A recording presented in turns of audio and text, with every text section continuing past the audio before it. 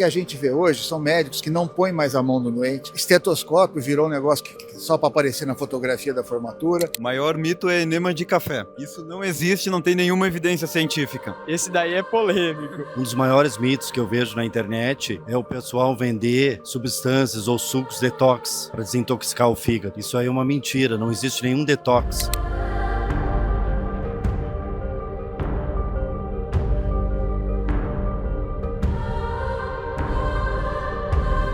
Fala pessoal, hoje a gente está aqui em São Paulo na Semana Brasileira do Aparelho Digestivo, um dos maiores congressos do Brasil sobre a gastroenterologia e a coloproctologia, e a gente vai perguntar para os médicos aqui, os maiores especialistas nessa área do país, qual é a maior mentira sobre a gastroenterologia e a coloproctologia e qual é um conhecimento que qualquer médico, independente da área, tem que saber sobre essas duas especialidades. Então bora lá que a gente vai trocar essa ideia agora. Dr. Paulo, cirurgião do aparelho digestivo, um generalista, alguém que saiu da faculdade agora, o que o senhor acha ali em relação à sua área que é mais importante dessa pessoa saber? Não pode passar de jeito nenhum. Então, o mais importante para quem está saindo da faculdade ou quem está entrando na faculdade é a curiosidade. Então, a única coisa que o estudante, o profissional precisa ter hoje é a curiosidade, porque o conhecimento está todo no celular. Então, você tem hoje as inteligências artificiais, você tem os artigos que estão disponíveis, basicamente tudo é free. Então, a única coisa que você precisa é a curiosidade de querer saber o que é que está acontecendo. Então, se você tem curiosidade, estudar hoje é facílimo. Então, o único conselho é curiosidade de saber o porquê que está fazendo as coisas, em vez de aceitar o que os professores falam simplesmente. Doutor Alexandre, cirurgião do aparelho digestivo, um prazer estar falando com o senhor. E qual que é o maior mito que você vê por aí falando sobre a área aí da gastro, da coloprocto? Na parte da cirurgia, seguramente é sobre a cirurgia da vesícula biliar. Tem uma série de postagens, de coisas falando que pacientes submetidos à cirurgia de vesícula vão ter deficiência de vitaminas, vão ter desabsorção e tudo, que é um absurdo. Na verdade, essas vitaminas que são lipossolúveis, que são K, E, D e A, são vitaminas que precisam da bile no trato digestivo para serem absorvidas, e a retirada da vesícula em nada interfere nisso aí. Então é muito comum pacientes operados verem isso aí, assustarem com isso aí nas redes e procurarem a gente para se perguntar se precisariam de repor vitaminas e tudo, e isso é um grande absurdo que a gente vê por aí. Então, pessoal, estamos agora com o doutor Ítalo, gastroenterologista. E, doutor, qual que é o principal mito que você vê o pessoal falando da gastroenterologia? Perfeito, obrigado pelo convite para participar nesse vídeo com vocês. Um dos maiores mitos que eu vejo na internet é o pessoal vender substâncias ou sucos detox para desintoxicar o fígado. Isso aí é uma mentira, não existe nenhum detox. O fígado é o nosso órgão detox, é ele que tira as toxinas do nosso corpo. Então nós temos que cuidar do nosso fígado, tendo uma alimentação saudável, fazendo atividade física, evitando bebidas alcoólicas e evitando medicamentos que agridam o fígado. Isso é o principal que a gente pode fazer para o nosso fígado. Esse detox é um mito, isso não existe. Doutora Larissa, gastroenterologista, e para um generalista que acabou de sair da faculdade, o que você acha que é o conhecimento assim, mais importante para essa pessoa saber e não dar mole? Azia, pirose, nem toda azia e pirose se trata com omeprazol, existem diagnósticos diferenciais, além doenças do refluxo, pirose funcional, hipersensibilidade ao refluxo. Então, antes a gente tem que investigar a causa para a gente poder tratar corretamente. Nem tudo é IBP. Estamos agora com o doutor Eduardo, professor associado do Departamento de Clínica Médica da Universidade Federal de Minas Gerais e também presidente da Organização Brasileira de Doença de Crohn e Retocolite Ulcerativa. E agora um conselho que o senhor gostaria de ter recebido na sua época de graduação, que você gostaria de passar para um acadêmico, um médico recém-formado que está assistindo o nosso vídeo? Eu acho que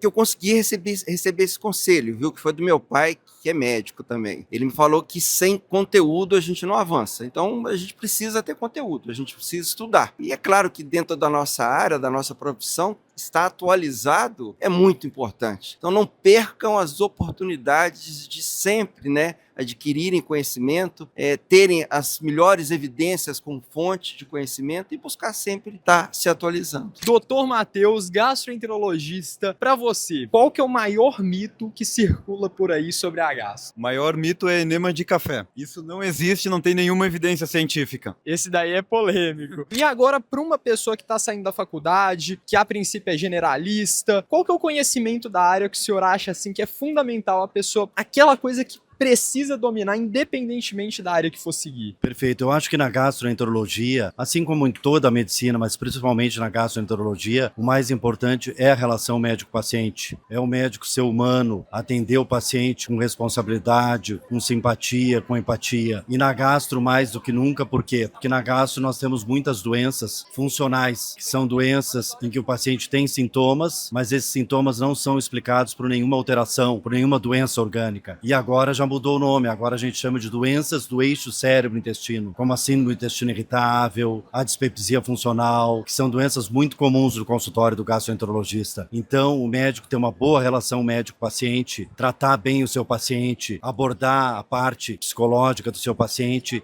isso vai ajudar muito no entendimento, no tratamento dessas doenças. Dr. Luiz, cirurgião do aparelho digestivo e cirurgião bariátrico, qual que é um conselho que você daria para um médico que está se formando agora, um generalista sobre sua área de atuação? Só que eu acredito que isso até seria um conselho também. Mas teria alguma outra coisa que você acha relevante de destacar? Eu diria para vocês, esqueçam a inteligência artificial. A inteligência artificial, ela tá para te ajudar, não para te dar o diagnóstico, não para dar o tratamento. O que a gente vê hoje são médicos que não põem mais a mão no doente. Estetoscópio virou um negócio que só para aparecer na fotografia da formatura. As pessoas não ouvem. E 90% da doença, o doente te fala. Naquilo que vocês estão aprendendo na faculdade, chama anamnese. Depois de examinar, pôr a mão no doente, às vezes o paciente, ele te diz o que ele tem. E hoje o médico, ele acha que ele vai botar lá o que o paciente está falando, vai para o teu computador e a inteligência artificial fala, acho que ele tem isso, peça isso. Isso não é medicina. Medicina é acolhimento, é você tratar o paciente como um todo. Então eu diria para vocês, usem a inteligência artificial, vocês que são jovens, para ajudar, para melhorar suas aulas, melhorar seu conhecimento, mas não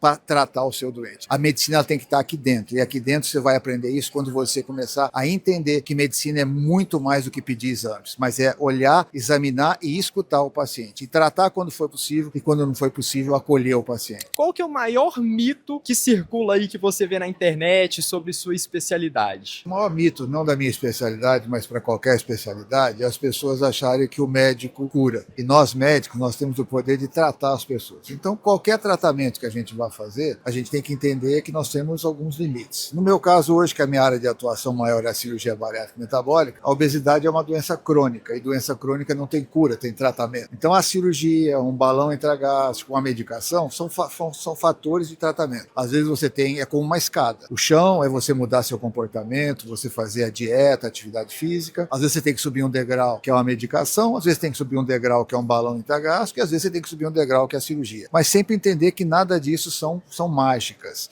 E sim, as pessoas precisam mudar o foco. E assim, quando você vai tratar uma úlcera, o paciente precisa entender que ele precisa tomar o remédio, mas precisa ter uma boa alimentação e mudar seus hábitos de vida. Às vezes deixar de fumar, o uso de café. Ou às vezes, quando o paciente vai até numa das piores doenças que a gente tem, que é o câncer, que ele tem que entender que ele vai passar por um processo antes de uma quimioterapia, que chama neoadjuvância, depois ele precisa passar pela cirurgia, depois ele vai fazer um tratamento posterior, que é a quimio, a radioterapia. Então, tudo isso são fases de tratamento. Então, a medicina, nós temos que entender que a gente trata o paciente como um todo. Eu não posso tratar o paciente como, se eu trabalho com o estômago, eu não posso tratar só o estômago, se eu sou um ortopedista, tratar como o pé. Nós temos que tratar o ser humano como um indivíduo todo. E quando ele chega no seu consultório, esse é o mito que tem hoje. Hoje as pessoas são super especialistas e esquecem de tratar o paciente como um ser humano. Então, pessoal, estamos aqui com o Dr. Antônio, médico gastroenterologista e diretor científico da Federação Brasileira de Gastroenterologia. Isso. Para um médico recém-formado, alguém que ainda está em formação, qual conselho o senhor daria? Eu dou um conselho que eu digo o seguinte: o médico, para ser um bom médico, ele tem que ter um tripé de excelência. Primeiro é gostar de estudar. Você nunca vai ser um bom médico se você não gosta de estudar. Não existe nenhuma carreira que tenha uma relação bunda cadeira a hora maior do que a nossa de médico. Vocês precisam estudar. Segundo, é fundamental que a gente goste do ser humano